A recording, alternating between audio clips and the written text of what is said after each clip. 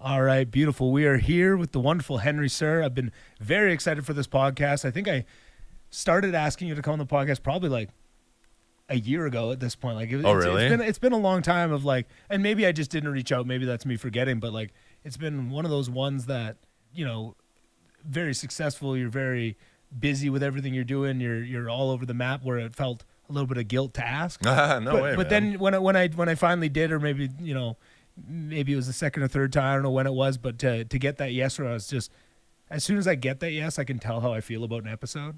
Because sometimes there's like someone that you think, oh, that might be a cool conversation, and then it gets close and you're like, man, what can I ask? What can I do? But I found leading up to this one, I had all these things jumping in my head. Oh, I can ask about this. I can ask about that. And I was just really excited about it. So I just want to start off and say a huge thank you for coming down, having a bullshit. Yeah, man. Thanks for having me. At the wonderful Moon Comedy Club. It's beautiful. Happy to friggin' be here. Totally. I guess first basic question to start us off is, I'm curious, how long have you done comedy, Henry?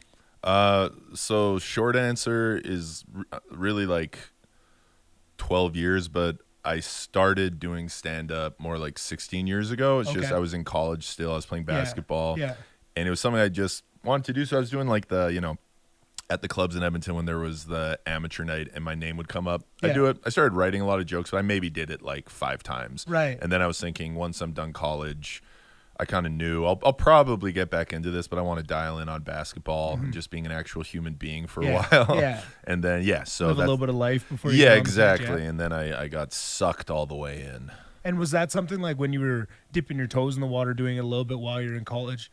Was that like an awareness of like, oh, I'm going to do this?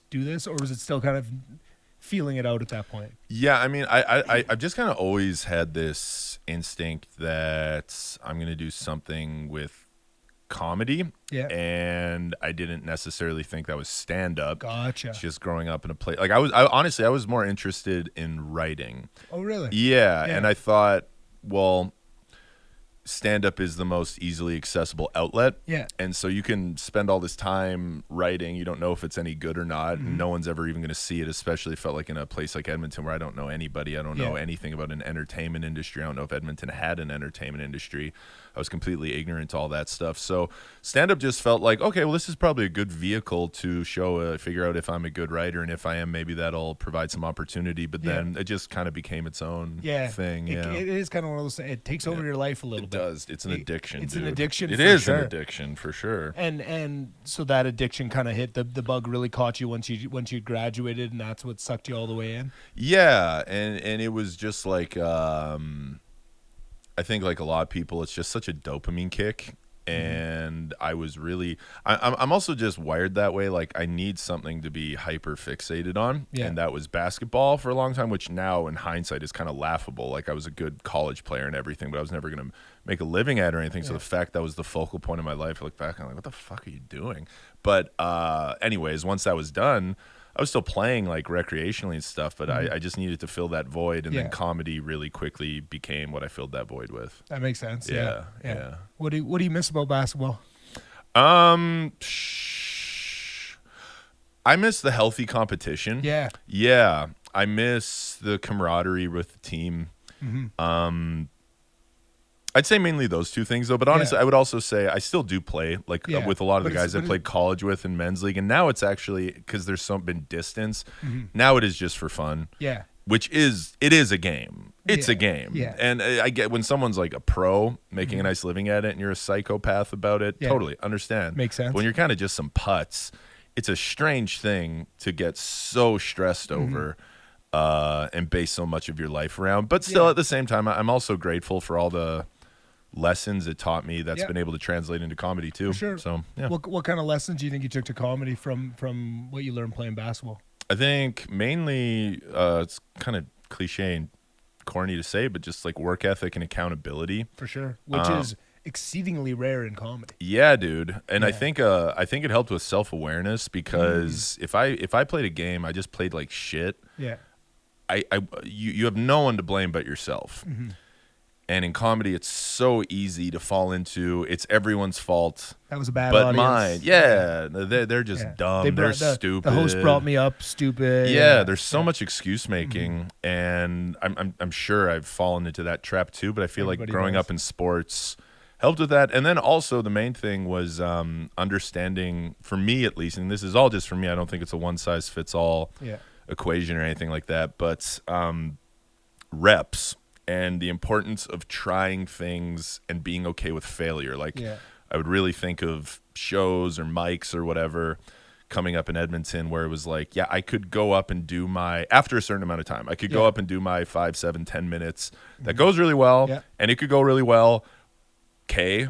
Are you getting something out of that? No, exactly. Whereas I could go into there and be like, I might just eat shit for 10 minutes, but it's a small enough scene that I'll be back. If I kill for the whole time, my life's not going to be any different. If I bomb for the whole time, my life's not going to be any different, but at least I'll figure out more through the failure. Growth through that. And that I really learned that through, or that was really instilled with me in basketball, just like, working out, going to do workouts outside of games and working on different, like whatever, it's just moves or post moves, ball handling shit that you're terrible at first. But it's like, well, of course you're bad at it. You haven't done it.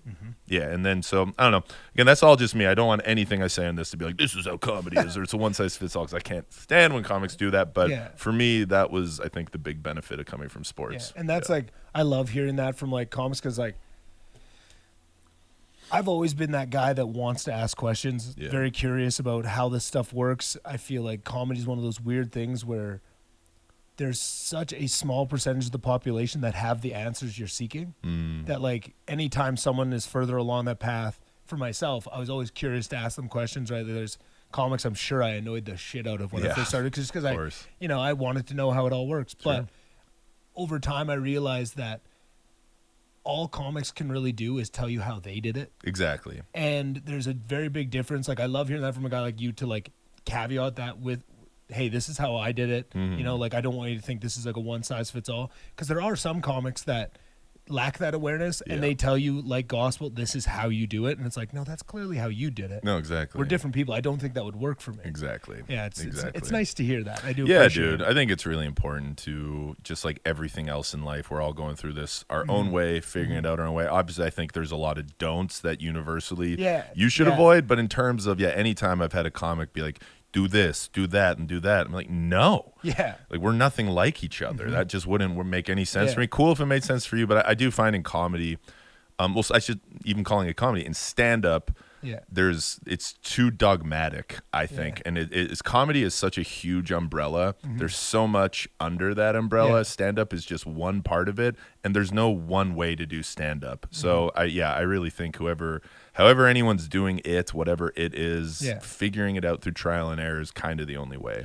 Yeah, and it's interesting because there is so many ways to do comedy, but then we're all kind of locked into the same industry. Right. Like, I find what I really enjoy is asking questions about, like, the industry and how it works, because when you're starting comedy, it's pretty simple. Like, there's open mics. You go show up and you do them, but then the next few steps from that, not to mention like the highest level of, like entertainment visas and traveling and all those kind of things. It's just this big black box that as a new comic, you don't understand any of that. And then if you want to learn about it, there's no real pathway that you can see that's very immediate. And the amount of people that have walked that path are so few. Totally. And they're usually so separated from you. You can't ask questions like that. Like sitting down, I have so many questions I'm trying to catalog in my head because I have so many of like where I want to take it, but like about that journey of like finding that success and doing those things, like you are one of a very, very small percentage of the population within comedy and stand-up specifically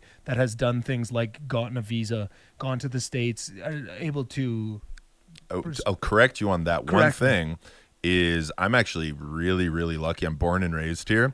My dad's from the States. Okay. So I'm a dual citizen. Oh, that's beautiful. And very, very lucky, because if I tried going the U.S. route, I didn't start getting anything till I went to the U.S. So I wouldn't have been able to. Right. Yeah. Yeah. So I'm very, very especially lucky when it comes to that. Okay. Well, then I have a whole new set of questions then. So because that's one of those things, I know a few dual citizens that are doing comedy, and I always find that fascinating because that must put this choice, because like I would love to go to the States, right? Like that is something that like, my girlfriend lives there. Like where does she live? New York. Oh, Jesus. Yeah. So what the fuck are we doing here? All right. Right. I'm but kidding. Like it's interesting to hear from people that have the opportunity to do it. Like first thing that comes to my head is, how did you make that decision of like when to take that step?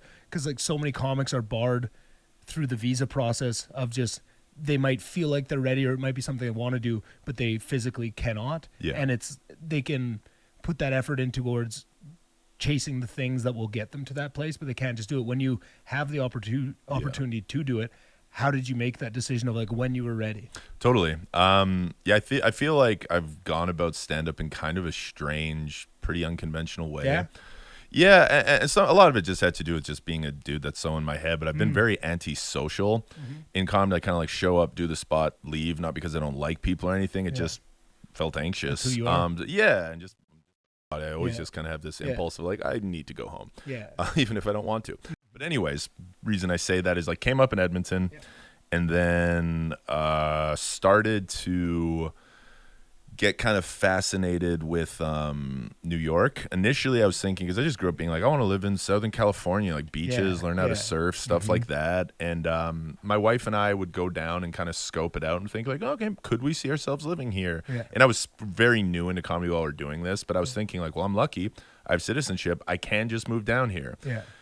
My wife doesn't have citizenship. She's just a Canadian. So once we got married, we applied for her visa, and it was one of those things where an immigration lawyer told us, they're like, don't waste money hiring. This is the easiest thing. It'll take 9-12 months. You'll get her visa. And then Trump got elected the first time, which really slowed down immigration. Then COVID happened, which shut down immigration. Right. Montreal apparently is one of the slowest consulates in the world. Oh. So what should take 9 to 12 months process took about 5 years. Wow. So that made the decision a lot easier. Yeah. Anyways, though, like through some comics that I opened for, I'm not here to talk shit, but I'm also like, I'm not going to glaze the club in Edmonton. I don't have many good things to say about it. But a good thing about that place then was I opened for some comics who were really gracious and generous to me. And were like, if you're ever in town, hit me up. Yeah. I'll point you in the right direction to some spots, whatever. So I did that a bit in LA, did that a bit in New York.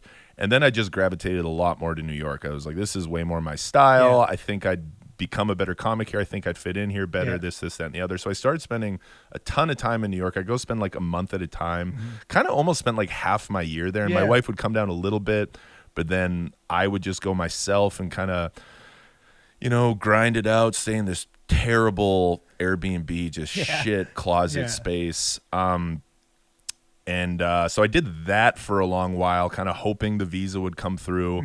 Then it just didn't for a long time, and then it kind of got to a point where like, if we're gonna move, let's just try it. Let's hope it works.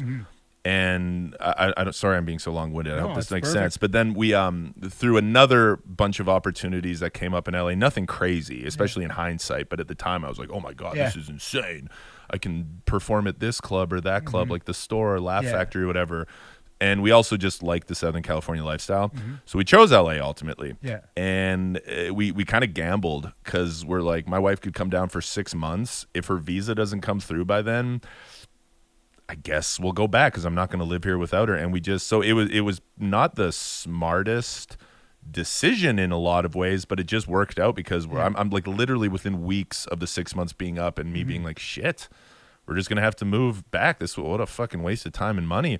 We got the email notice like, your interview in Montreal is this day, and pretty much it was like a buzzer beater. Right at the end of that 6 months, she got her green card. Oh, no way. We stayed in LA for 2 years, and then so a different topic is then moving to New York, but that was a huge part of it. Is I was like, I've been with my wife for ever, like 18 years, and I wasn't going to move without her, and I wasn't going to completely prioritize comedy over her anyway that I think comedians already do prioritize comedy in an unhealthy way over people.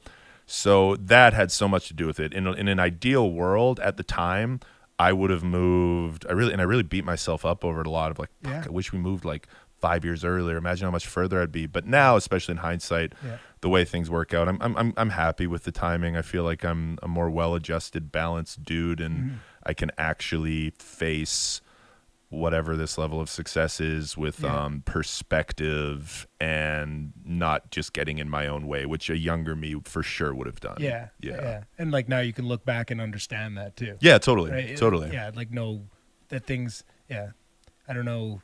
some people get weird by the everything happens for a reason, but just Yeah. in those moments you can kind of feel it just for whatever reason. It's probably good that it worked out that way. Yeah, I'm not a everything happens for a reason guy, but I do feel like with most things, they work out when they're supposed to work out, because we just get so in our heads of wanting this or feeling like, well, that person got this, why aren't I getting this? And it's all just like, you know, cognitive distortions and shit. And a lot of it oftentimes can be anxiety and ego, but I'm happy, even though it was unconventional. And in a lot of ways, an ideal world, I would have got a head start. I don't care. I like where we're at in life, and it's a good spot to be in. And like, it's interesting to hear, and that's what I was really excited about, was to hear the whole story, because like I only started comedy, you know, like it'll be 4 years in June. Oh, okay. And in that small chunk, you get to see that chunk of life for these people around you. But you know that there's this whole thing before, especially for the ones that are like established and successful like yourself.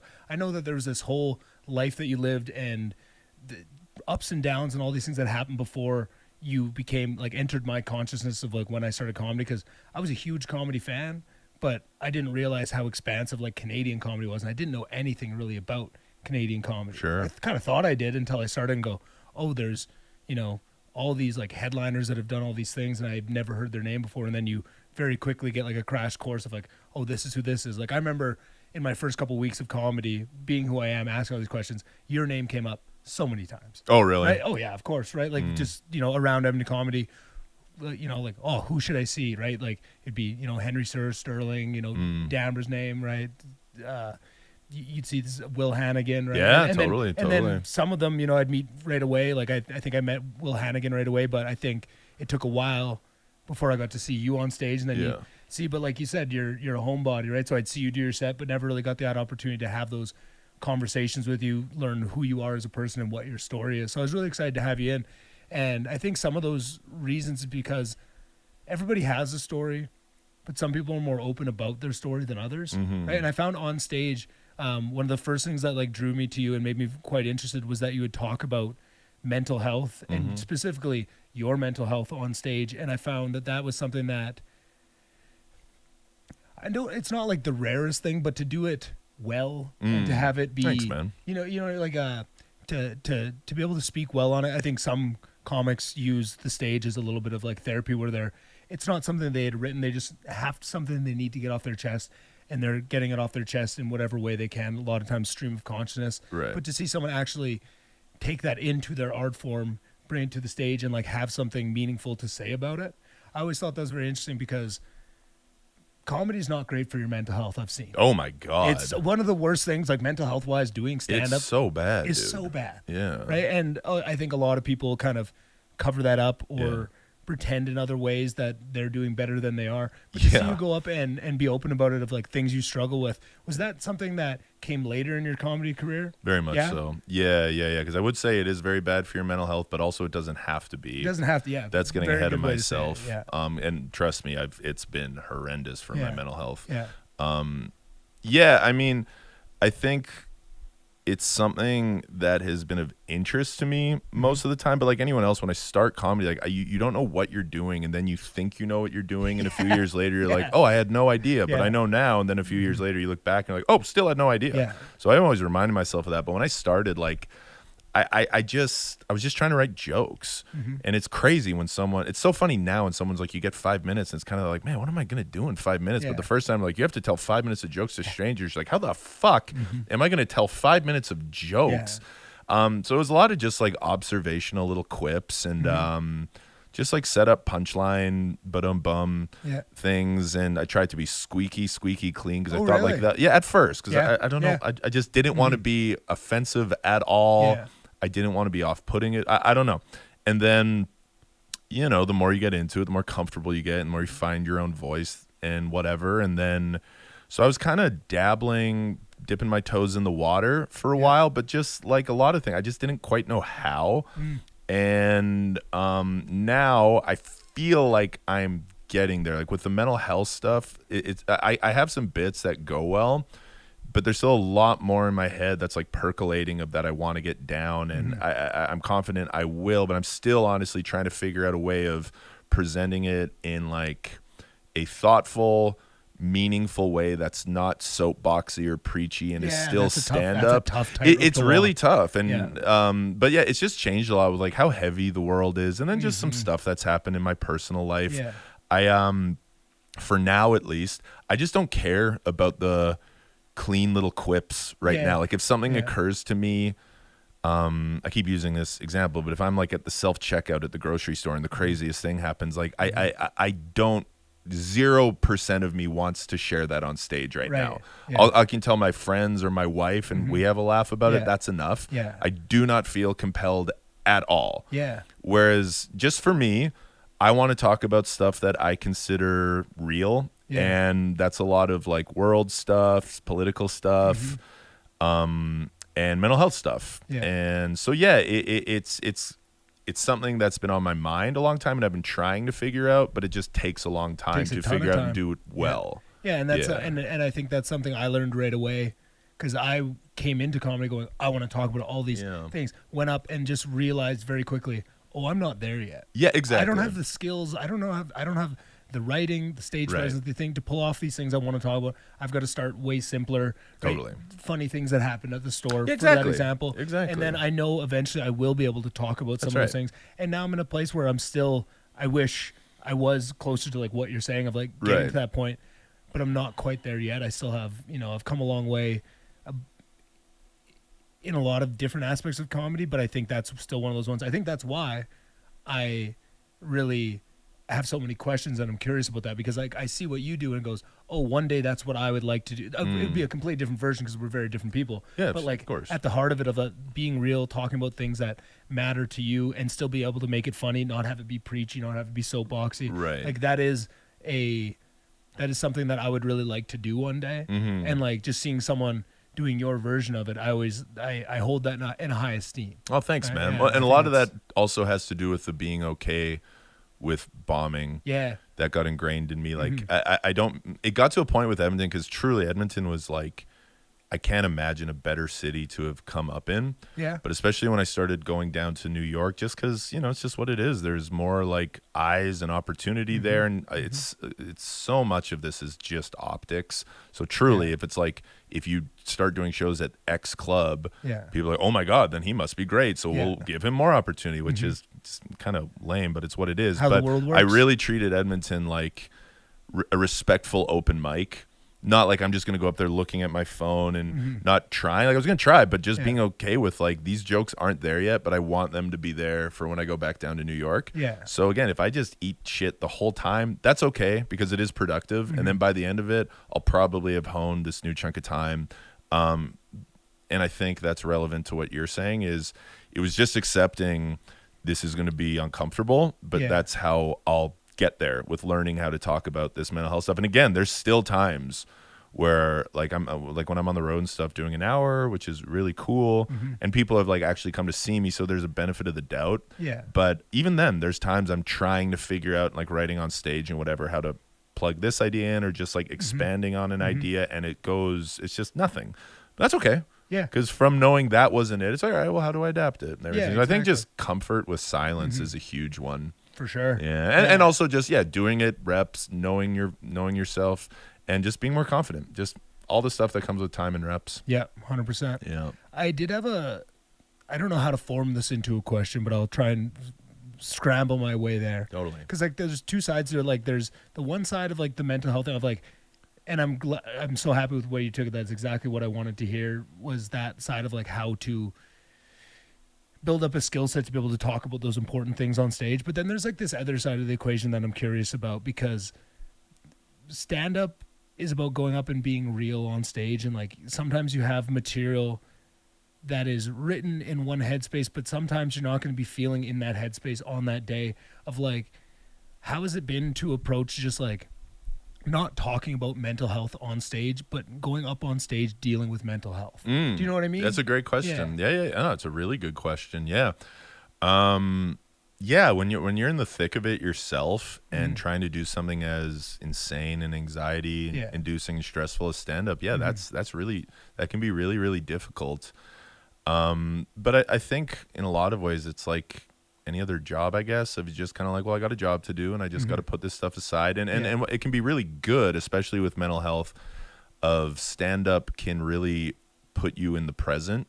Yeah. And get away from all the pontificating and ruminating and worry or whatever.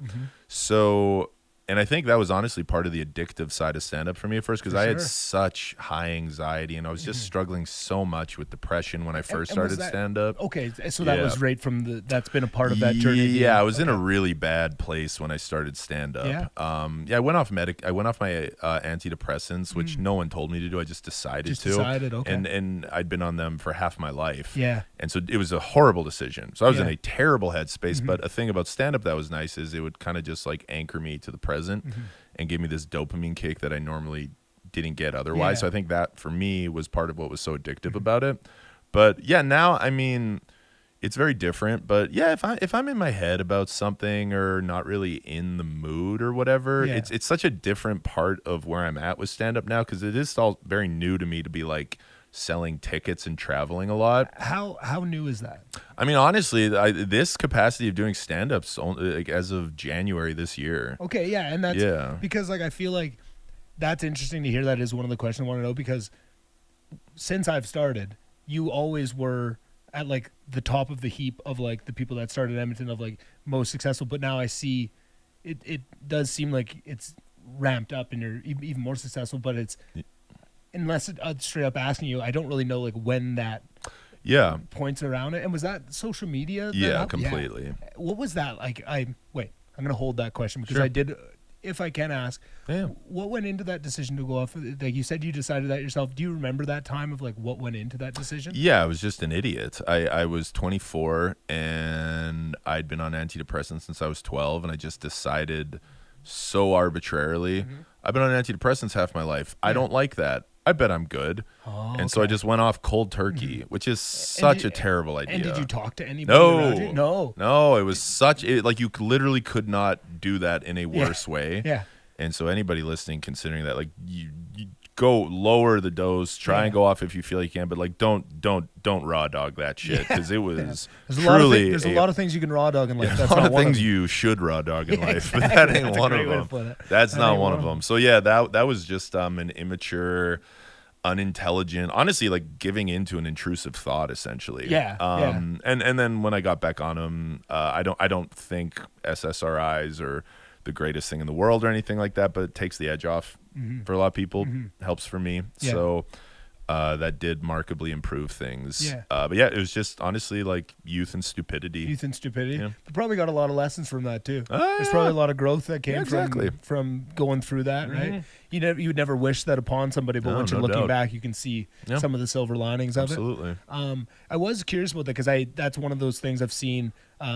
You're really good with social media, and it seems to have led to some really good success. But always my biggest question when that is like, do you enjoy it? Is that something that like artistically fills your cup, or is that something that you do it more because of the success that comes with it? And then just kind of the entry into it of how did you get started? Do you do it all yourself? Like I'm very bad at social media. I see it as like one of those huge key pillars for success in stand-up, of something you kind of, whether you like it or not, you should be doing it. It intimidates me in a big way. It's scary. The technology of it scares me. Totally. But to see someone doing it well and then see kind of things that come with it, I have a lot of questions about it, and I'm curious kind of how that journey started. I'm sure it's a long one. Yeah, it is. 'Cause I agree with you that at the end of the day, you depending on your goals, you should be doing it. I don't necessarily think you have to. If someone's like, I just want to do spots in my city and be good at stand-up, you don't have to do social media. You really don't. I was striving at a point where I was like, well, no, I want this to be my full-time job. And always had I was doing stand-up full-time sometimes, but I always was picking up day jobs and everything, because I've always had to have a day job, so I didn't care. I wasn't going to be one of those guys that let that be even more of an ego thing than stand-up already is. But especially when I moved to LA, I just saw, I'm like, okay, well, if you're here, you moved here to do comedy, and here this is what doing comedy means. You got to Yeah. up social media. I had no fucking clue how to do it. Yeah. I just started posting clips for the sake of posting. I do it on like Final Cut, edit it myself. Not put a lot of thought into it. Take like 20 minutes, edit a little thing, and then put it out there. And it started with strictly just stand-up? Yeah, just stand up. And there'd be times where I'm like, this is a good joke, and go, and no one would watch it. And I'd kind of be like, what the fuck? Yeah. And it's, stand up can be so destructive to your mental health. Social media is literally designed to be terrible for your mental health. That's kind of this whole thing. Yeah, that it's a tough thing. It's a double-edged sword. And I'll get back to that, but to go over like the progression of it, I was doing it just for doing it. And I always did kind of feel, I'm like, man, posting stand-up, I think, and even then, even though I've improved a lot since then, I was like, because I'm a low energy guy, I was like, I don't know how much this is going to translate. Even though the crowd could have had a lot of fun, I don't think this is going to pop off a screen. Yeah. I think people just more like just kind of this boring, monotone, unspectacular dude or whatever. So I was doing that, and then when we moved to New York, a big reason I moved to New York was I got passed to the Comedy Cellar.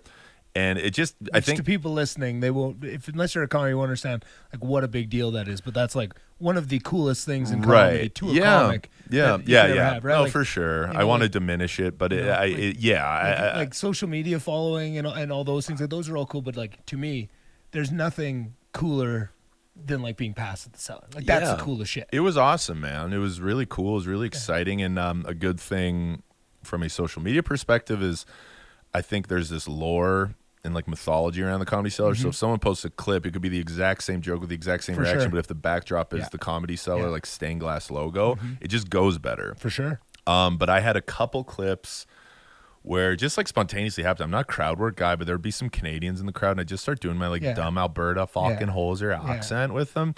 And kind of start like speaking Canadian. I'd add in these like little translations in the text. Yeah. And that's the first time I ever had a clip do well or go viral. It's just so fucking lame as an adult to say. And then that picked me up a chunk of followers. It was nothing crazy. Yeah. But it picked me up, let's say it got me to like 20,000-ish followers. And then it was right when I was doing that, like right when I got passed to the Cellar, like literally the day before I got passed to the Cellar, I got booked to do a Comedy Central taping. Oh, cool. Which again isn't a huge deal, but it's optics. And in comedy, that I think people are like, oh, okay, well that validates him to us, so we'll give him some more stuff. And then that summer, I got right around when that clip was popping off, I did New Faces at Just for Laughs. And then pretty much it was just like every time I had a clip kind of like that, it would pick me up some followers. Yeah. But then it really kind of like flatlined. And to answer your question about it at this point, no, I did not enjoy it. I hated it. Okay. I hated doing social media. I hated that shtick. Yep.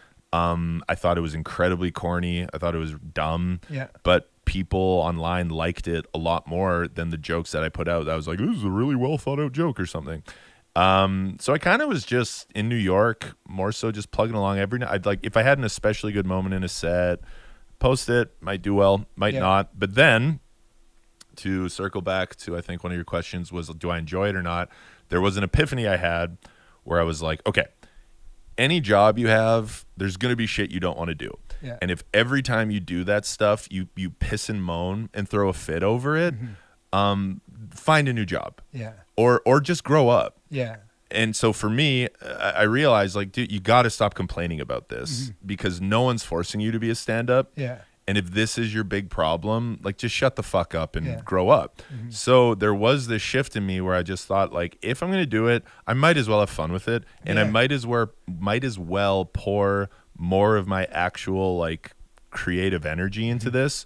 Yeah. And you can see that like on your social media. Like, I don't know the exact time it happened, but like you can see a shift of like, totally. It seemed like that. That's what I was curious starting if that was going to be the case. No, totally. I was thinking about it for a long while. I was like, I know I want to do more of this hoser accent stuff.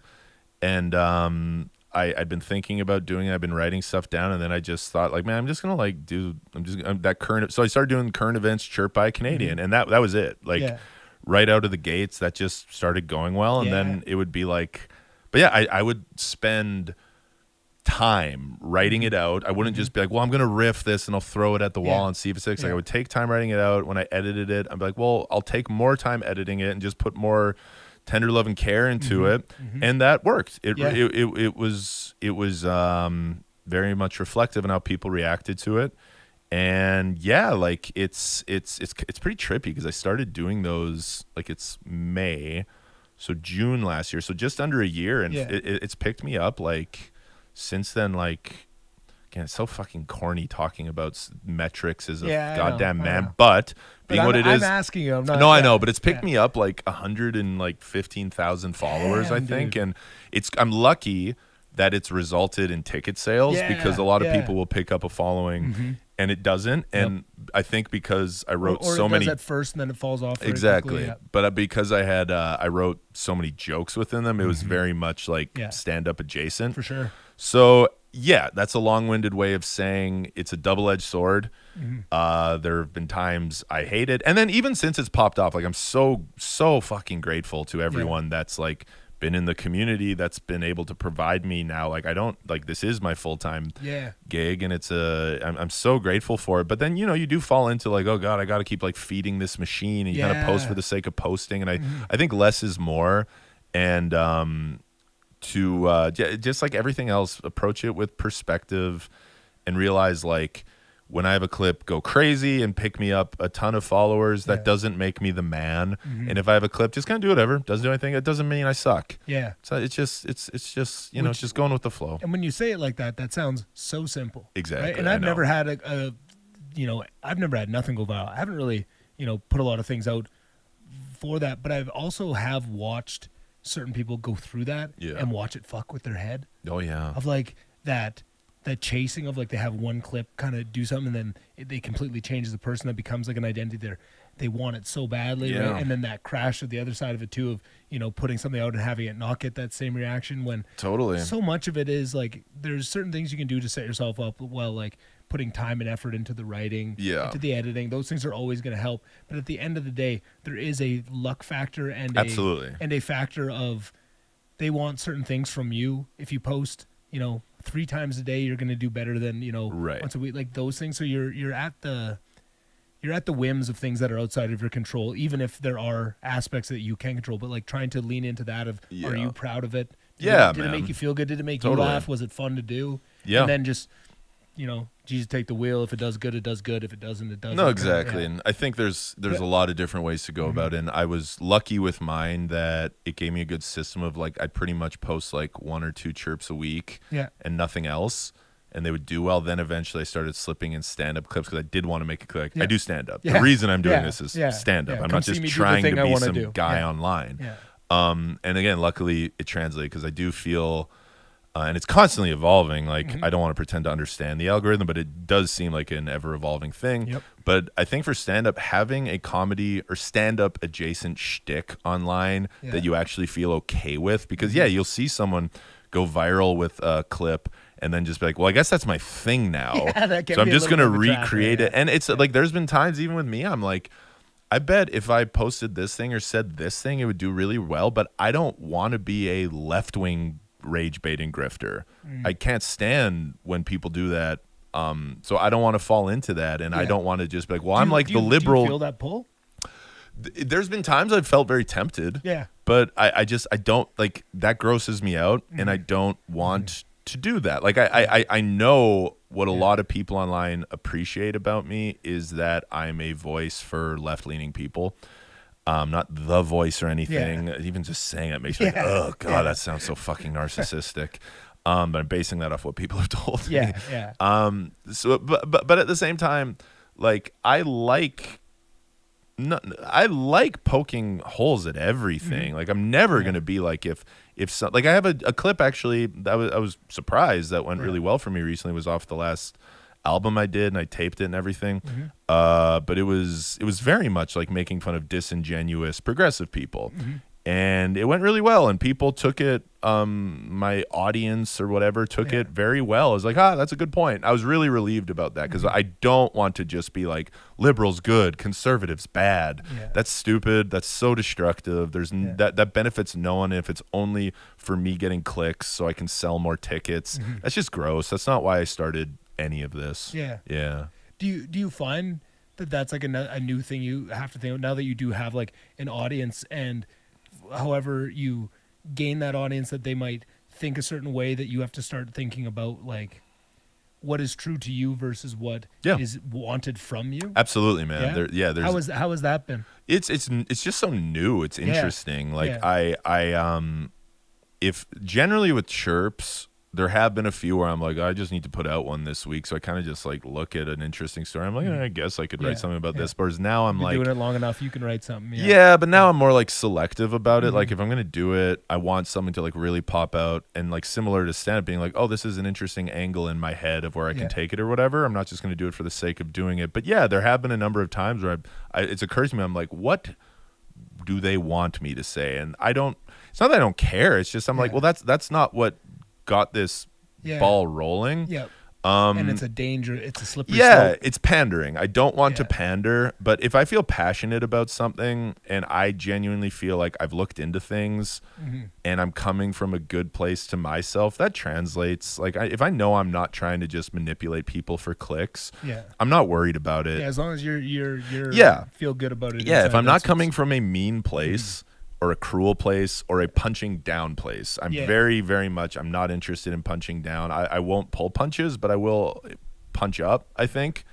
And yeah, I mean, there's been some people even in like stuff I'll put out there, whether it's a chirp or something else, that kind of like self-cannibalizes you and like, well, you didn't say it this way, so I think you're just as bad as. I'm like, okay, cool. Yeah. It's great you think that.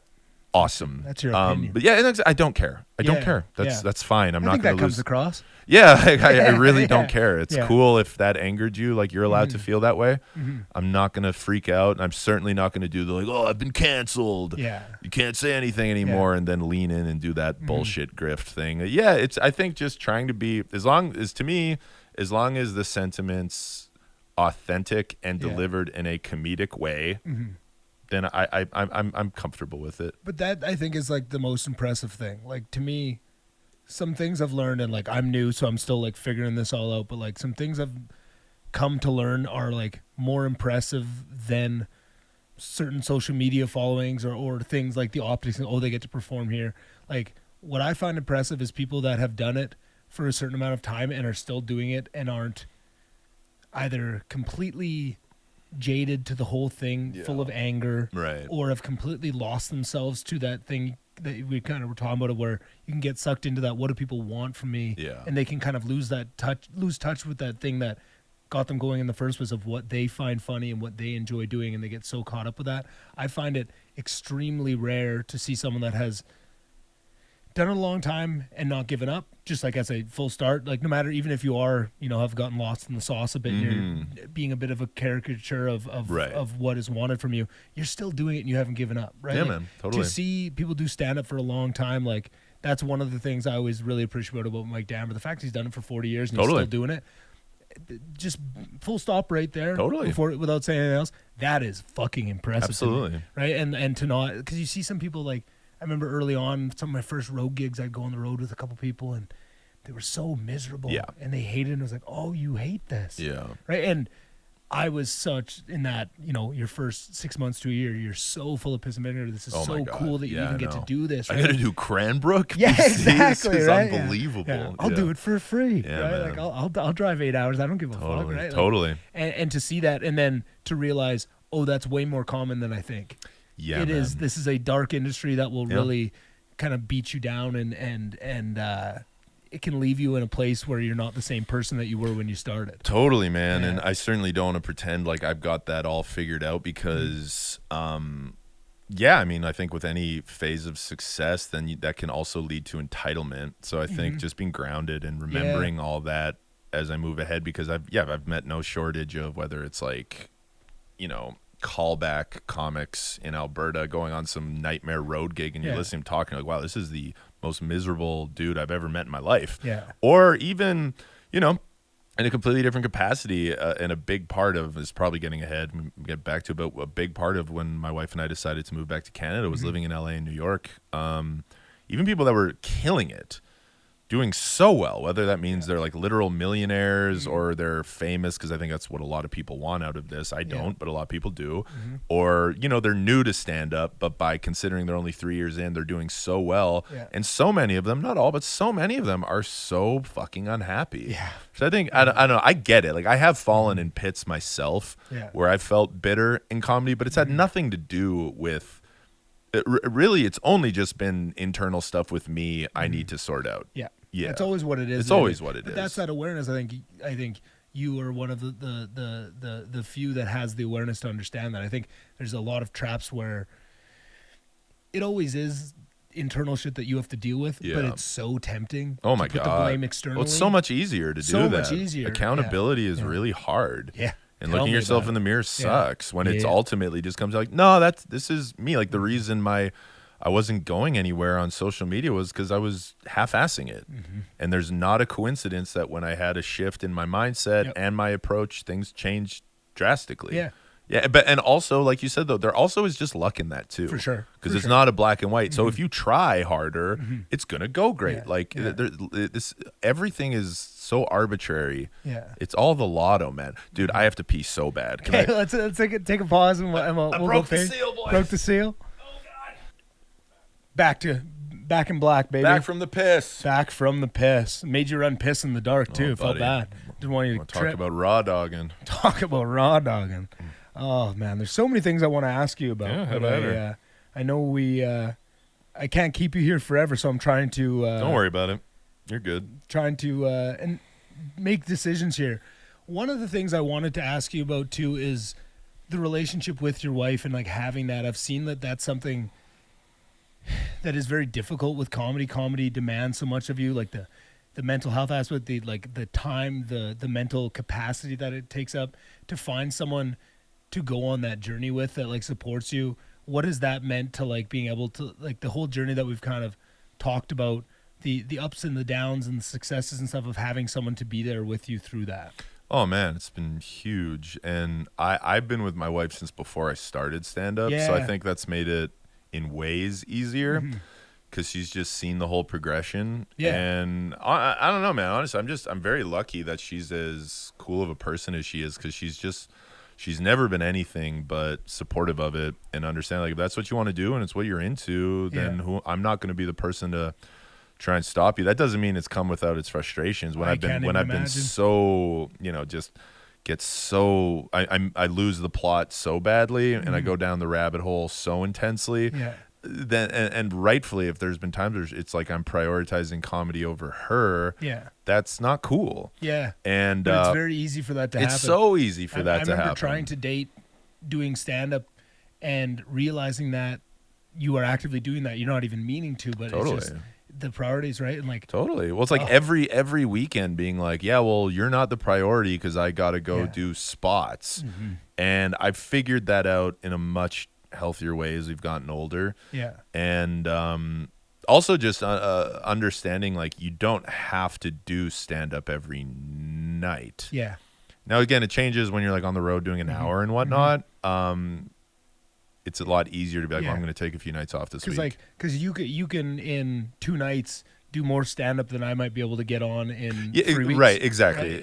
But that comes with, you've built yourself up to that, right? Like that's something that I look forward to, those days years from now when I can do that too. But that's something that you've earned. And also there's been, and I'm lucky that she's as open-minded and cool of a person as she is, where there was a stretch where we years and years where we never went on just like a vacation for the sake of vacation, but I'd go do comedy in a cool city and she'd come with and we'd make a trip out of it. And so it's nice when you actually do a trip and comedy has nothing to do with it, but we just made it work. And she's just not she's not like a materialistic person. She's not a she's just a very loving, kind, supportive person. And that's another, honestly, part of like luck. I'm very lucky that my wife is built that way, but it has not come without its challenges. Don't get me right. It's come with so many challenges, but luckily for me, there's never been like, like, man, she's getting in the way of me blowing up in comedy. I need to get out of this. Like, because that in a way, it felt like it sucked for her to not get her visa earlier than she did, and there was this thoughts like, fuck, man, if I was there now, imagine how much ground I would have gained. But it never really occurred to me seriously, because I always did know, like, she is more important than any of this. That's the problem. Yeah. Do you have any favorite memories or trips of her going to when you were going to do stand-up, she came with you? Do you have any ones that stick out of any trips that are your favorites? Well, it's cool now because she's come along to some shows where it's like, you know, nothing insane, but like, say, like I was doing, like, I did those shows at Orange Hub Theater, which is a small little theater, 350 people, but it was so cool seeing her do that. And then she was like helping me sell merch and stuff after, and she came with me to my first paid gig, which was at that bowling lane in Red Deer. Oh, nice. For $15. And it was just awful. Yeah. It was so bad, and I sucked so much. So she's seen she's seen it all, man. And I'm trying to think if there's other really like in just over a week, I'm really excited. Like, I'm doing this run of the Maritimes. I'm doing Moncton, Halifax, and Charlottetown. And she's going to come with me on that. And then we're just spending like 4 days exploring the islands. And then she's going to come up with me to Yellowknife in July. Cool. So yeah, we're finding a cool way now of having proper vacations in places we find actually interesting. Yeah.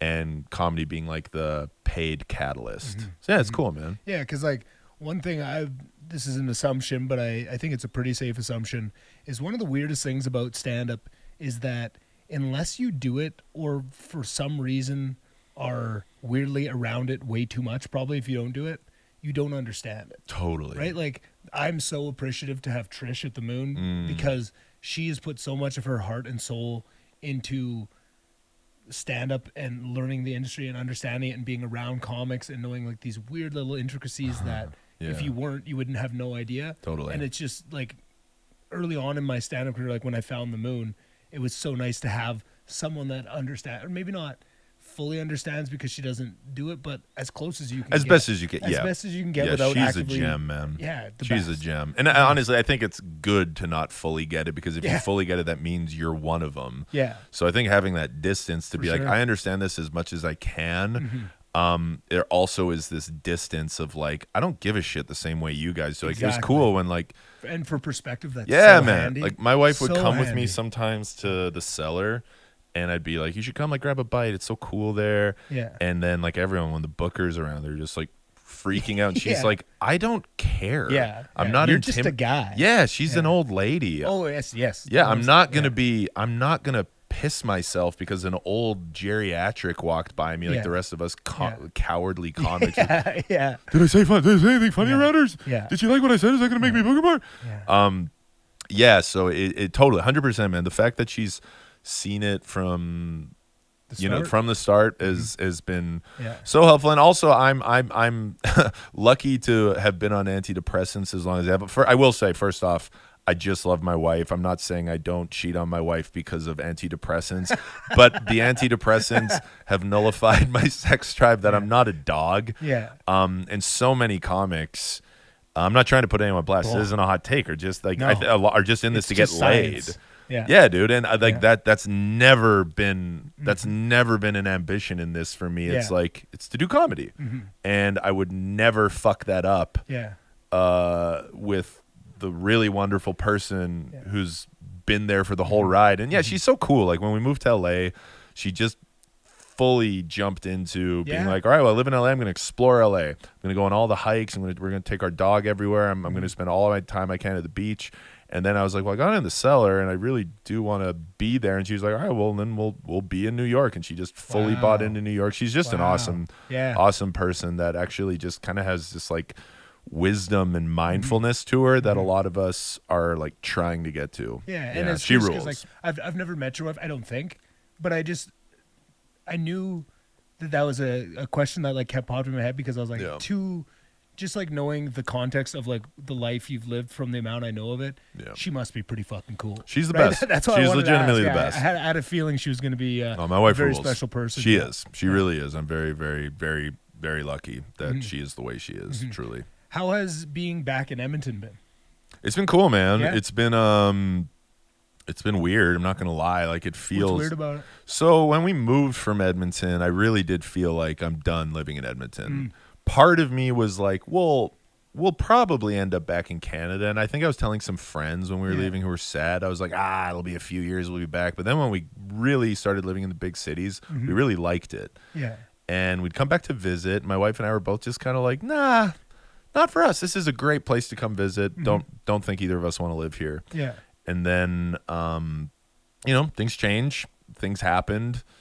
A lot of things happened personally and politically, everything like that. And we decided we want to move back to Canada. And initially, we're like, well, we'll go back to Alberta to start. We'll see. But being back's been really nice. Yeah. It's been. It's a good setup that I'm on the road as much as I am. Yeah. So when I'm not on the road, I'm not worried about hustling. Like people have been really, really cool with me being like, hey, I'm in town. Could I get a spot? And they'd be like, yeah, totally. They've been really awesome with that. So I can get my fill of spots. But I can also just have downtime. We moved back in December, and that winter was so fucking bad. So that was hard, man. Yeah. Coming back, like there were times I'm like, what the fuck did we do? Yeah. I know we made the right decision coming back to Canada, and but I've known I've lived here before. I know I've dealt with this, but just coming back to it once you escape it is a little bit different. that shit sucked. And I won't lie. There's just like there's less to do. There's a lot about living in Brooklyn my wife and I really miss. There's just so much culture, so much good food on every corner in your neighborhood. There's so many options for everything. We lived close to Prospect Park, which isn't any nicer than any nature here. It's just there's the energy of there's all these weird fucking critters. Yeah, exactly. All the energy of these weird freaks bouncing off each other. And that's the romantic side of it. That's great. But there's also the other side of it, which is just as real. But anyways, that's all to say. Like it has been good, and I'm grateful that we are here now, especially with everything going on in Alberta. I'm glad that we made the decision to come back to Alberta. Yeah. Another thing I wanted to ask is just like, it's always interesting to me that when you're looking at someone in like comedy, you're always getting kind of this outside view, right? Like, for me to watch you the last, 6 months, a year, whatever timeline you put that on, where it seems like, oh damn, like you from when I started, you were always one of the guys like killing it, but it seems like now you're like really killing it. And like what goes with that is always, oh, he must be really happy. Everything must be gravy, right? Because you see all the wins, right? You see the social media, of course. You see the videos, the views and stuff. And like one of the things coming into this I was curious about is just kind of like really genuinely like, how are you doing? Yeah, right now I'm in a good place. It's been a really challenging few years. Yeah. I like right when I moved to New York was like right when I was in the process of it, my one brother passed away. Yeah. And so New York, as awesome as it is, and you talk about him very beautifully on stage. That was like, thanks, man. That was the other thing I really like. Always, I liked that you talked about your own mental health, but then like true, real things and not shying away from it and not. I thought that was really beautiful. That was always one of those things that like really stuck out to me, and that was something I didn't want to. You never want to force someone to talk about something they don't want to, but I thought you talk about it very beautifully on stage. I would love to ask you about him if I could. Yeah, absolutely, man. So, I'm always, if you want to, I'm always happy to talk about my brother. Yeah. So I'll go back to him in a sec. Yeah. But on my own happiness. Yes. So it was a mind fuck because I was feeling really good. Yeah. I was checking these boxes in comedy. Like I got my Comedy Central taping, which was a goal. Yeah. I just got past The Cellar, which was kind of my biggest goal in comedy, which is strange. Yeah. I was feeling really good, and then the day before my Comedy Central passing, my brother died, and it was obviously horrible, terrible. Yeah. Grief's a very real thing, and it was such a perspective shift. Like I was close with my brother. I miss him very dearly. Yeah. New York is a hard enough city to live in the best of times. Right. As awesome as it is, Yeah. New York is such a fucking hard city to It'll live test in. you. Oh my, and it makes you tougher, Yeah. which I'm grateful for. But there also are times where I'm like, dude, I'm 37, man. Like, I like being comfortable. Yeah. And there'll be times where, especially like in the summer, you're just sweating your fucking ass off, and you're in this disgusting, smelly train, and someone shit themselves, and then it's stuck. Yeah. And then you got to rush off to your spot, and you're just sweating your bag off, and you got to do that again, and then you miss the train, and then everyone wants to think like New York, you just hop on the train, you pop up, you pop back down. Like, no. If unless you're rich living in Manhattan, that's not the reality. It's a really hard city to live in. It costs $30 just to leave the house. Everything's so expensive. It's just stressful. So throwing on top of that a really heavy grief. It was really hard, and I was completely using the Comedy Cellar as a Band-Aid over that wound. Can you speak about that a bit? Yeah, sure. I was kind of seeing it as just like I was doing the Comedy Cellar, and that was, like I said, kind of my big goal, and kind of thought like, well, if I ever get into the Comedy Cellar, that validates me. That means I'm not a piece of shit. And I was addressing the unhappiness in a lot of ways, and the sadness and the grief. In a lot of ways, I wasn't. I was just putting a Band-Aid on it. And about a year in, I realized, I was like, oh my God. And understandably, I was just so intensely depressed and unwell mentally. And it's a bummer, because I do wish I could have lived in that city without that really heavy cloud following me the whole time. But considering it's my loss of my brother that caused the cloud, I'm not fine with my brother passing, but I'm fine with feeling as much as I did. You're very valid to feel those feelings. Yeah, exactly. And then it doesn't get more valid than that. No, totally. And then I don't know. It was interesting timing of like probably a little over 2 years since his passing. Just start processing things a little bit better, and again, not being okay with it, but kind of having no choice. It's like someone said, like, not moving on, but moving forward. And grief is such a perspective shifter, and I do think it dials up your bullshit detector several notches. For sure. And there was so much about living in New York for me, again, that I was like, oh, I'm here for bullshit reasons. Okay. And so acknowledging that, and then my wife and I, for a number of reasons, but actively deciding, like, how do we actually want to spend our time? How do we want to spend our days? What are our values? What do we believe in? And then fortunate timing with career stuff kind of taking off, was actually able to move back to Canada and be more like around nature and little things, and just a little more grounded and less worried about the networking and checking this box and checking that box. I know it's important, and I say all this, and there might be a day when an opportunity comes up in the States and I go back, even though I'm Mr. like rah Canada and I mean it all. If there's still is in a few years just way more opportunity down there, and it's not being offered here, and it's livelihood we're talking about, we'll see. But for now, we wanted to be more like around, like I said, like the environment, nature, get out into the woods, get lost a little bit easier, and around loved ones, not just friends in comedy. I have real friends in comedy that I made in New York, but a lot of it was, if I'm being honest, a lot of it is bullshit. A lot of people like, dude, I love you, bro. Love you so much. And it's like, you don't even have my phone number, dude. We've never hung out. And very common in comedy. Oh my God, especially in the mecca of comedy. It's awful. It's it's horrible in LA. It's not great in New York. People make it out like it's infinitely better in New York. It's still pretty bad in New York. And the amount of people, once I started popping off on social media, that all of a sudden were really interested in me, just grossed me out.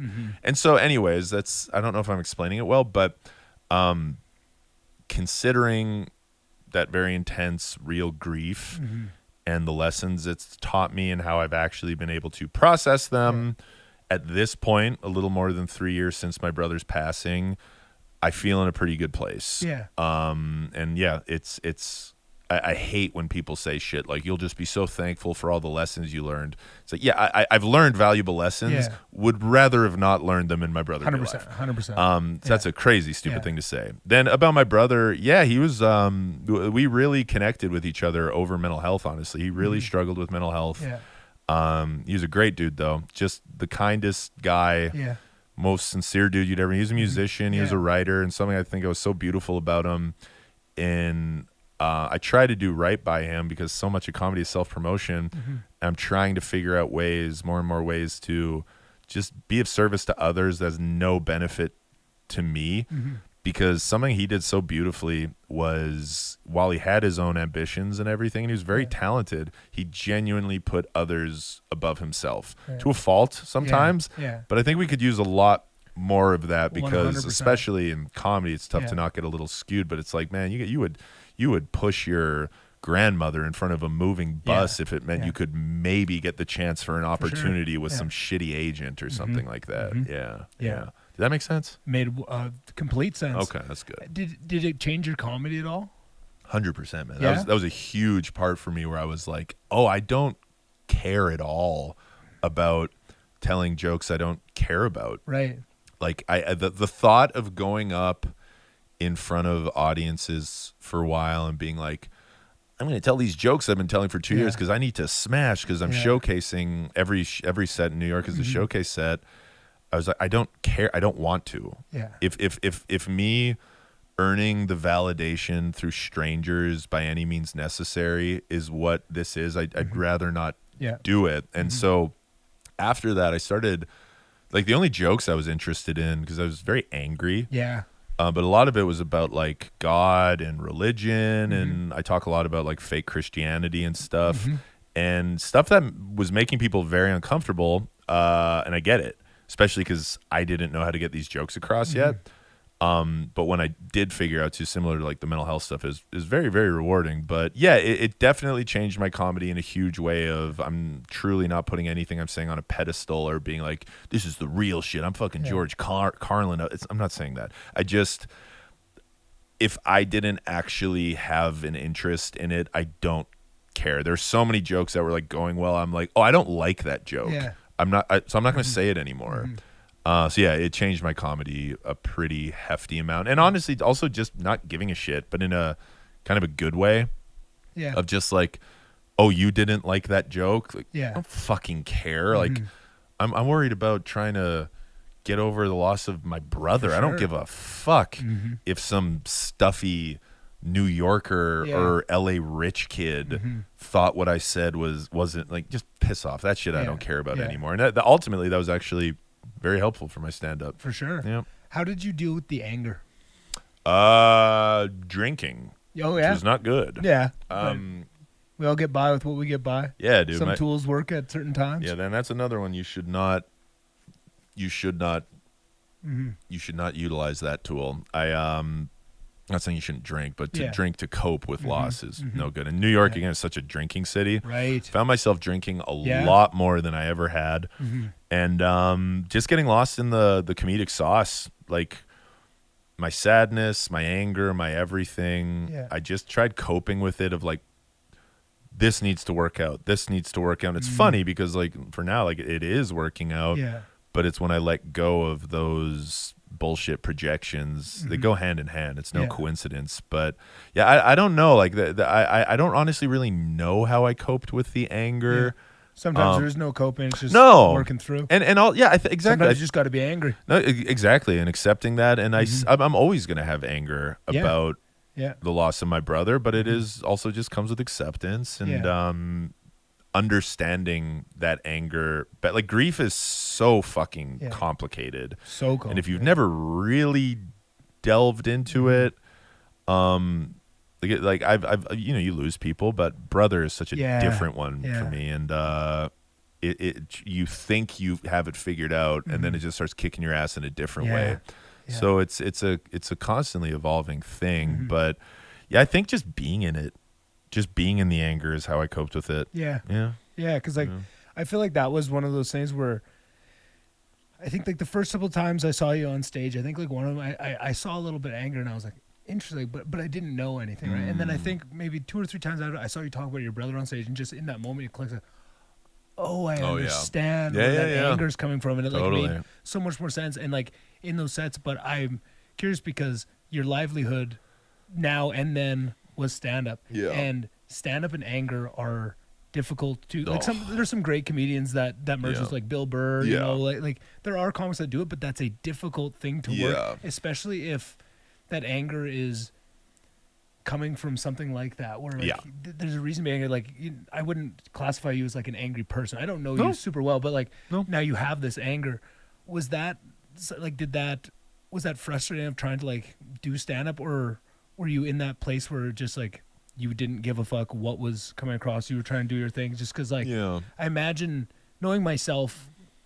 Always with comedy, it comes to like what yourself, and I put myself in my shoes. Whenever I am even slightly bit angry, I'm way off on stage. Yeah. It's very difficult for me to do the thing that I do because I do stand up. I'm a cheerful, I'm a silly guy. Sure. Big smiles and stuff. If I'm angry in even the smallest ways, I find it very difficult. And even if I don't realize it, where I'm like, I didn't think I was angry, and then I'll come off after and goes, why were you so angry? Right.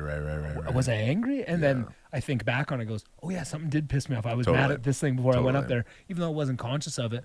I'm curious how that was to do stand up in those, I mean, probably all the way till now, but especially at the start of like how to go up on stage, dealing with anger. Were you open about it on stage? Like, hey, no, I'm pissed off, or no.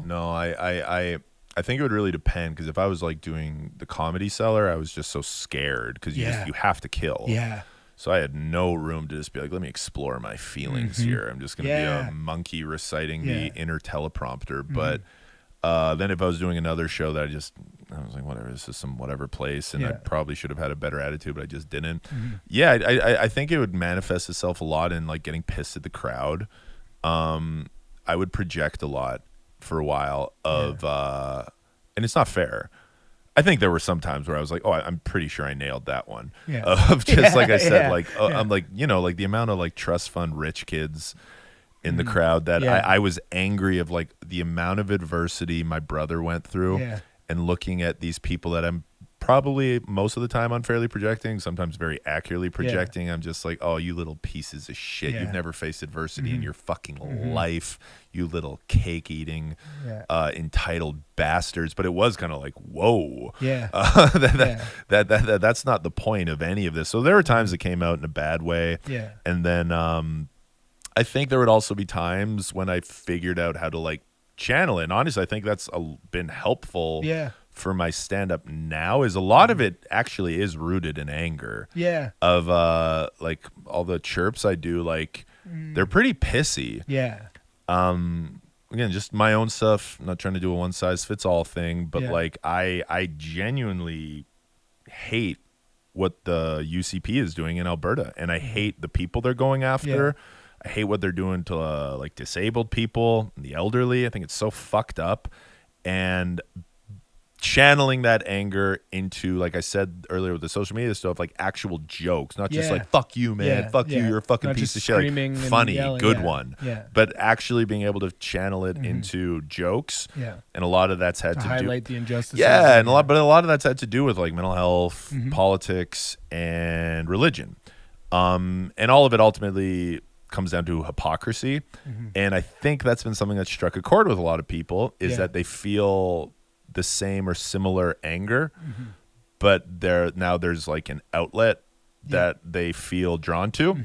So without it being like contrived or formulaic, I think I've just been able to accept, like I've always I'm not an angry dude, but I do have a bit of an anger problem. Like when my fuse runs out and there's not really a reset, like it really runs out. And there's been some times in my life where I've flipped out in such absurd ways that immediately after you're like, that was so fucking humiliating and not okay and unacceptable. Oh, buddy, I've been there. But like, so I don't think, like, I think I'm actually like a fairly chill guy in a lot of ways, despite how nuts I am. But I think through doing stand up and it not being my therapy or anything, but I've actually started to figure out channeling the anger in a comedic way, which on top of other ways of addressing the issues, not as the only one, actually is a good outlet for it. Yeah, you've found that, and like, but I think also just going through, sometimes you just have to like feel that anger, even if it's not channeled in a good way of just like allowing it to feel, because I think if you don't, you would never be able to channel it because it'd just be too intense, right? 100%, I think if you were trying to like, in the ways you're channeling that anger now and doing it in like comedic ways too, if you hadn't gone through that time of feeling that anger, if you had shoved that down, there'd be so much built up that it you wouldn't be able to, it's unusable, right? It's 100%. Like, it's like trying to, like you can use a fire to, forge a knife or something, but like it has to be at a certain temperature. If it's like a sun, you can't even get within a kilometer of it, or you're gonna melt the pieces. No, right? totally. Like just burning that off and getting it down to a place where it's not gone, it's still there, but it's now in a place where it's manageable, and you can now use it for things, and you're having success come from that. Totally, and honestly, a lot of inspiration has come to me from punk rock music and some hip hop music too, because they're both essentially the same thing. The stuff I like, actually, of so much of it is anger based, but it's channeled in a specific way. But essentially, what they're saying, like, X, Y, and Z is happening or has happened. This is fucking bullshit. Yeah. So what do we do about it? But doing it in a musical way or a comedic way, I do think there's a way you're able to do it without it being like preachy or I have it all figured out and you don't. Because a big part of it is like, I don't have a fucking clue, man. Yeah. I'm just trying to get it figured out. And I think more of us should be trying to get it figured out instead of just, it doesn't concern me. It has affected my life or anything. Yeah. But yeah, I don't know for now, and we'll see the next direction it goes. Like I have an idea of like either a full special or kind of 2 like half-hour specials that meant together, but it's all pretty rooted in anger and disgust. Yeah. But I'm thankful to have comedy to cope with those feelings and channel them creatively or artistically. Yeah. Exactly. That's awesome. Do you have things coming out? Because like it's interesting for me. It's very easy to see like what the goals are for comics when they're first starting, but then when you see a guy like you where you've now gone so far and accomplished so many of the things, like getting past athletic, to me that's the craziest. I wouldn't even know where to go past that. Right. I wouldn't even know. I felt that way. What is the goal to have for that? Of like, what are you striving towards creatively now that you have like accomplished so many things along the way? Like, where does a guy who has done what you've done go next? Yeah, I mean, I definitely, it's a really good question because I feel more than ever I'm able to be a bit more present with it, but you also can't lose sight of you want to build on it, but you don't want to not be present enough to be like, well, what was all this work for if you're not going to enjoy it? For now, honestly, I'm just really psyched that I have a setup and infrastructure. Now, it's so funny that I got this based out of Edmonton. I got like touring agents and a manager and shit. It's so stupid. Is that a new thing? Oh, yeah. Okay. I never had had it within the last months. Like okay. It wasn't since I moved. Like I've just been assuming you were just doing it all yourself. I've been doing it myself the whole time, and Right. I had some like general meetings with What does that feel like to start getting those things? It's all needs to be taken with a grain of salt. I had a number of meetings with managers and one agent while I lived in the States. Yeah. And it was all the same shit. They would just be like, we need to meet. We need to meet up. And I'm thinking in my head like, oh shit, I'm about to be in a well-oiled machine. Daddy's taking off. And then they meet up like, you're so great. We don't have anything to offer you though. So just keep in touch. And what they're saying is, if you become famous, remember that I paid you a compliment so I can make a commission. It's very vulturous. It's really quite disgusting. But it was funny. That was really the only encounter I had with industry people. And then moving back here, things had popped off and people started seeing I was, again, optics of they're true of like, oh, I'm selling out these shows and whatever. And then I appreciated the way they approached it. The agents that spoke to me, my manager is based out of Canada because I wanted to be Canadian based. They're an American company. The agents are, and they were just like open and honest. They're like, yeah, it's really cool seeing what you're doing. I think we can help you. I think doing this alone is very, very difficult. The more you do it, this is our job. We can offload that for you, and we love that you're doing Canada. Like we'll do the States too, but we don't want you to shy away from Canada. Yeah, and I really appreciated that. So it's been cool. It's helpful to have like an infrastructure and whatnot, but more back to your question. Yeah, man, I just want to feel good about what I'm putting out there, and I want to provide for my wife and family. Like I want to provide a nice living and just not get caught up in the bullshit. I want to make stuff I'm proud of, and whatever direction that takes me. This far without getting caught up in it. I hate the bullshit, man. I don't want to get caught up. I've definitely felt myself getting sucked in the whirlpool several times, and I'm glad I was able to find my way out. And there's going to be more times, like with more opportunities, going to become more opportunity to fall into the bullshit and start believing your own hype and everything like that.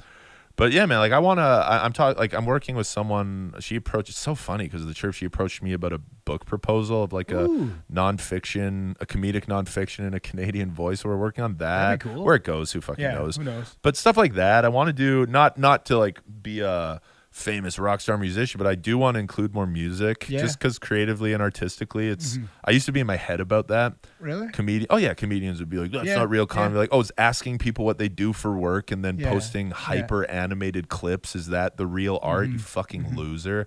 So now I don't give a shit. If I have something that I find is funny and is musical, want to put it out there, and I don't want to be too precious about like this needs to be the perfect hour that I spent 5 years on. Like I just recorded one November of 24 and I'm gonna record another one fall of 26 and then when I feel like I have another hour, just put it out there, and then if it goes in a different direction, go with the flow, but just be here for it and feel good about what I'm doing creatively and ethically.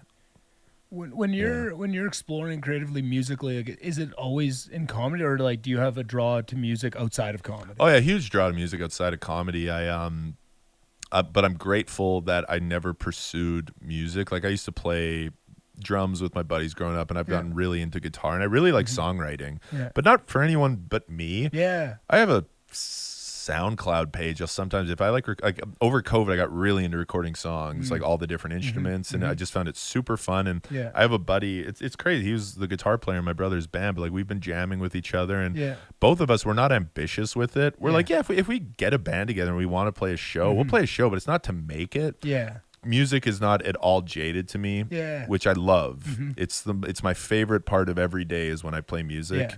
I was playing music before you got here. Oh yeah, what do you play? Guitar. Oh hell yeah, acoustic guitar. But only for me. No, exactly. Like the amount of times I've played in front of people is, I could probably count it on my hands and my feet. Yeah, right? I'm not a big playing in front of people, but I do like it, and I find like just mental health wise, like it's the best when I go 6 months without touching the guitar, right? Like because I go in phases where I'll play all the time, and it really goes with where I am mentally of if I'm going to play or not. And then also too, in those times when I'm not in the best place, if I can force myself, or not force myself, but if I find myself picking it up, it always helps. 100%, man. Like again, it's another great practice in mindfulness and just being there. And there's just some strange, mysterious forces that play with music. Of like, where did that come from? But I mean, most of my headlining shows, I end with a song or two, but they're songs that I find genuinely funny, that I think are creative, and I'm really proud of. It's I think I have had this goal with the songs I do of I want them to be funny, punchy, but I also want them to be catchy and not like actually be a half decent song. Yeah. And it just feels like more of a show that way. Like I think people, they'll really enjoy the stand up, but then when I end it on a song or two, I just think it like takes it over, and I feel good that it's like that was money well spent, because I'm a lot more considerate about that now. It's like they spent money to come see me. Like I want them to get their money's worth, and I don't care at all anymore about this stupid. But this is what stand up is. Like fuck all that, man. If you like, stand up can be whatever it is to you if it's authentic to you and you're finding a way to make it funny. But I'm certainly not going to apologize to any like stand up purists because like, oh, sorry that I was able to take a musical talent and write and craft something thoughtful and funny out of it. Shit. Like we said earlier, all those times that's inner shit that they need to work on. Right? It's never about you. It's always about them. Always, without fail. Without fail. Yep. A couple times throughout the conversation, you made a point to talk about remaining grounded, not getting caught up, not getting sucked in the whirlpool. There's a bunch of different ways. Curious, because I do find that one of those things of seeing someone that has done it and reached the heights that you have without getting, fully jaded into that grounding.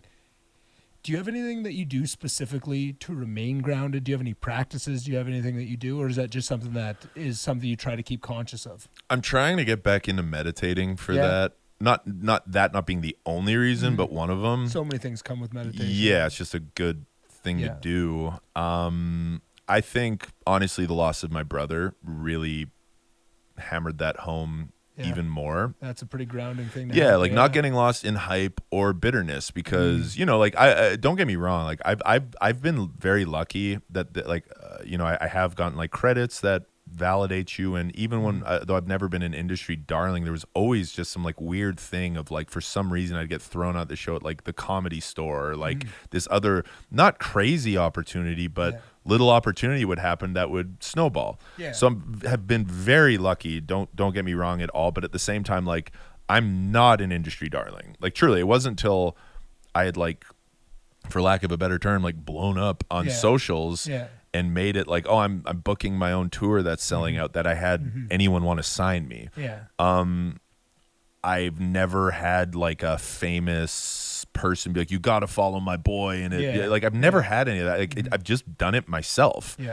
And that's not meant as a pat on the back. It's just the reality. And I think I've caught myself a few times like, oh, that could, if you're not careful, lead to bitterness. For sure. But just be like, no, it's a good thing. Like, it's great. That's fucking awesome. Like, just organically found this like thing that's continuing to build. So there's no reason to be bitter. It's reason to be grateful. And also it's tough. I just find it like when on the opposite side of buying into any kind of perceived hype of it's like, dude, we're doing stand-up. We're such dorks.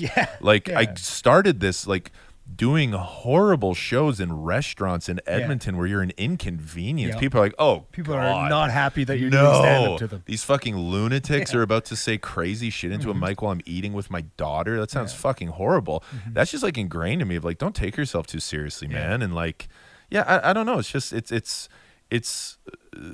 grief really is a huge perspective shifter in what's real and what's not.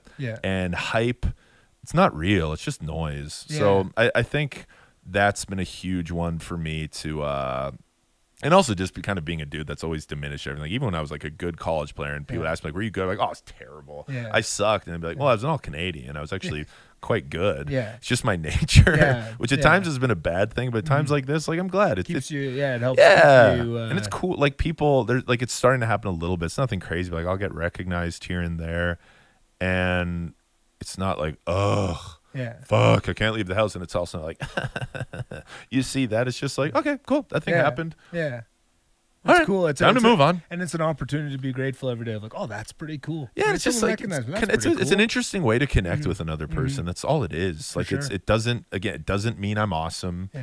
It doesn't mean like, oh, can't leave the house. It's just, it's all, I hate the saying it is what it is, but cliches are cliche for a reason. It's all just what it is, man. For sure. Yeah. Okay, I got some selfish questions. Please. Just young comic, selfish questions. Sure. So, getting past at the Comedy Cellar, did you have to audition? Yeah. What was that like going through, like, because I can't imagine the nerves of auditioning at the Comedy Cellar. It's horrible, dude. Yeah? Like, do you remember that day? Like, yeah? Can you walk me through that day of your audition at the Comedy Cellar? Well, honestly, like, so I had, it's different. You hear different things from everyone. You hear like one person, like, you need one vouch from a past comic. You need two. You need three. Like this, You need to like sacrifice a goat at a full moon or some shit. But not an adult goat. It's got to be a teenage. It's got to be a baby goat. So anyways, like I had a vouch and genuinely did not think I was like, this is nothing. But they're like, yeah, email Esty, the booker there. And I was like, okay.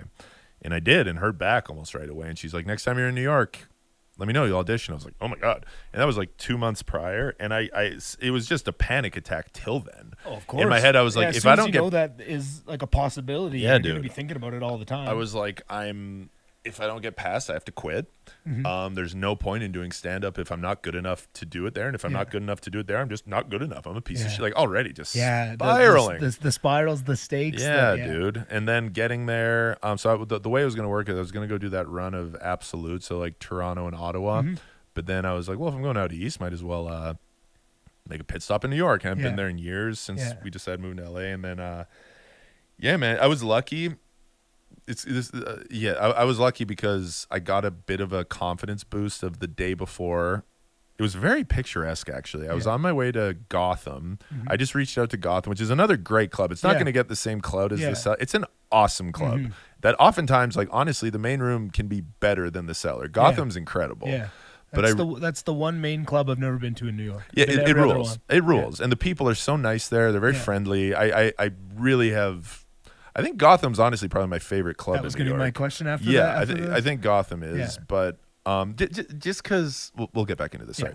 On my way to Gotham, I saw a phone call that I didn't recognize the number. I just ignored. Saw a voicemail. I was like, whatever. Listened to it, and it was the Comedy Central guy. So he booked me, and that was just kind of like a confidence boost. Yeah. And then I was just doing a guest spot. I just reached out on like their generic email, and again, surprised and lucky that they replied. I'm like, yeah, come do a guest spot. And I didn't know it, but it was an audition at Gotham. And it was cool because I always wanted those like New York experiences of so-and-so dropping in, so-and-so dropping in. And it's crazy in hindsight of Jim Gaffigan dropped in, and then Damn. Seinfeld dropped in. Damn. And then he just I think he was a finalist on that Kevin Hart Netflix show, Usama Siddiqui guy. Okay. Who's like been really good and already was like doing well, but I think that's already taking him over. Like he's amazing. Yeah. But I had to follow those three guys, and I had a really good set. Oh, it's and I sick. got past the club, and I was just kind of like, And you didn't even know you were auditioning? no. But then it was just like after they're like, yeah, you can like put in for Avails now. Oh, I was like, sick. oh wow. So that was like a big confidence boost. sure. And going into the cellar though, like I'm thinking like you don't have to panic. You don't have to panic. And then as soon as I get home, start panicking. Hard and panic. genuinely was thinking like I might just not go. But yeah, went, and it reminded me in a lot of ways of like when I first did comedy, of the whole day being such a panic to go do this 5 minutes, but then right before I'm about to go on, and being like, well, I'm here, I'm obviously gonna go do it. Might as well do it. So it's scary though, like the booker who's Do you remember where you were on the lineup? I think generally, so it's like a 7:30 show, and they'll have the host, and then 1 or 2 comics, and then you. Okay. So like they're warm by that point. They actually are quite good with that. Yeah. But yeah, man, I got there and was just panicking, and the booker is very intimidating. She's an intimidating old lady. And then you go downstairs, and she's like, "Okay, it's time to go." You go down with her, and the wall from the stage to the back of the room is like less than 10 feet. She's just standing there, like piercing through your soul. And man, I remember just being so scared, but getting up there and just kind of being like, what? I'm up here? And like you can see yourself in this one mirror and be like, this is fucking absurd. And I remember like kind of like my voice faltering a little bit right out of the gates and just being like, fuck. But I had this one joke that generally got a big laugh like within 10 seconds, and it did.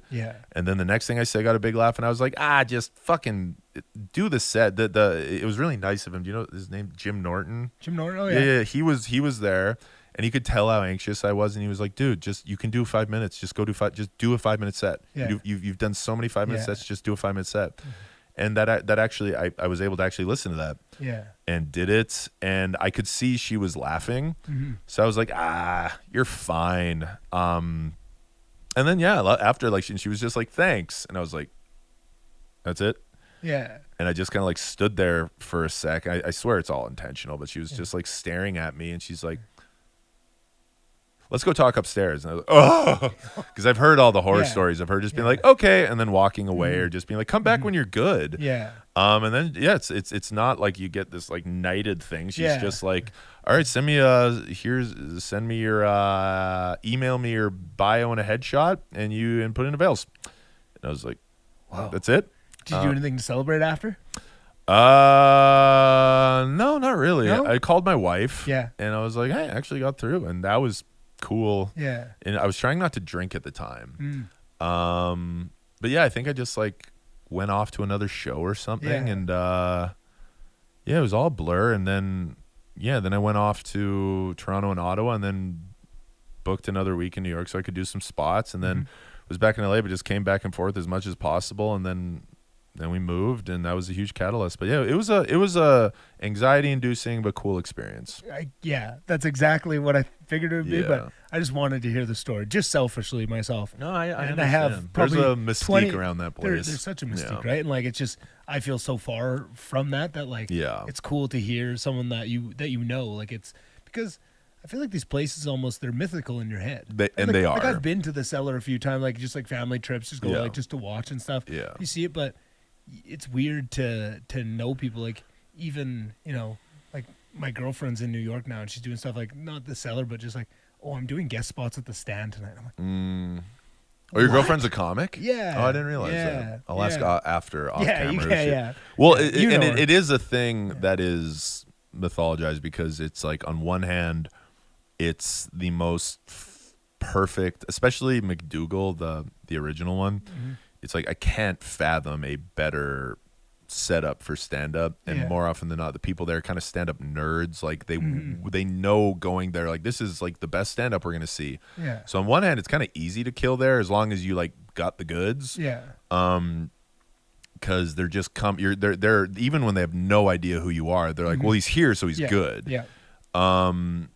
And there were also times where it's very creatively stifling because it's like I said, I don't want to regurgitate the same 15 minutes over and over again, but I don't have the luxury of not doing that. Right. And Yeah, it's a very toxic. It can be, and it has to be. I think none of this is shit talk. Why it's as good as it is, I think in large part is because of how toxic it is and how fear based it is. Yeah. Because it's tough to be present and just enjoy. Yeah. Whoa, that was so fun, because then it's media ops like, how many spots am I going to get next week? And you might get a ton of spots and then not do great on shows, and then next week get even more spots and be like, all right, I'm cooking, and then kill every show and then not get as many spots the next week.